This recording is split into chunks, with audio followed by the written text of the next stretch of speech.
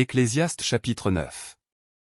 Oui, j'ai appliqué mon cœur à tout cela, j'ai fait de tout cela l'objet de mon examen, et j'ai vu que les justes et les sages, et leurs travaux, sont dans la main de Dieu, et l'amour aussi bien que la haine, les hommes ne savent rien, tout est devant eux.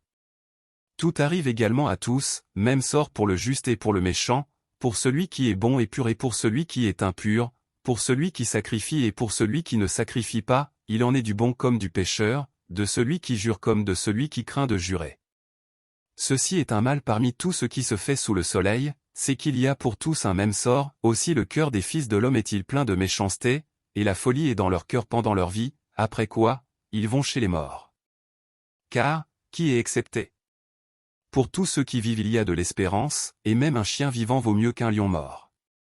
Les vivants, en effet, savent qu'ils mourront, mais les morts ne savent rien, et il n'y a pour eux plus de salaire, puisque leur mémoire est oubliée. Et leur amour, et leur haine, et leur envie, ont déjà péri, et ils n'auront plus jamais aucune part à tout ce qui se fait sous le soleil. Va, mange avec joie ton pain, et bois gaiement ton vin, car dès longtemps Dieu prend plaisir à ce que tu fais. Quand tout en tes vêtements soit blanc, et que l'huile ne manque point sur ta tête. Jouis de la vie avec la femme que tu aimes, pendant tous les jours de ta vie de vanité, que Dieu t'a donné sous le soleil, pendant tous les jours de ta vanité, car c'est ta part dans la vie, au milieu de ton travail que tu fais sous le soleil. Tout ce que ta main trouve à faire avec ta force, fais-le, car il n'y a ni œuvre, ni pensée, ni science, ni sagesse, dans le séjour des morts, où tu vas.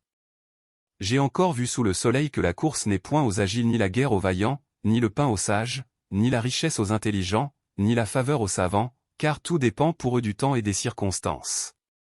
L'homme ne connaît pas non plus son heure, pareil aux poissons qui sont pris au filet fatal, et aux oiseaux qui sont pris au piège, comme eux, les fils de l'homme sont enlacés au temps du malheur, lorsqu'ils tombent sur eux tout à coup.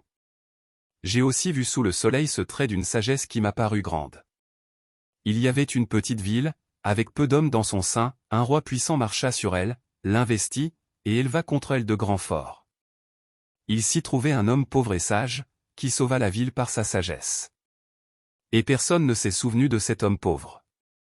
Et j'ai dit, la sagesse vaut mieux que la force.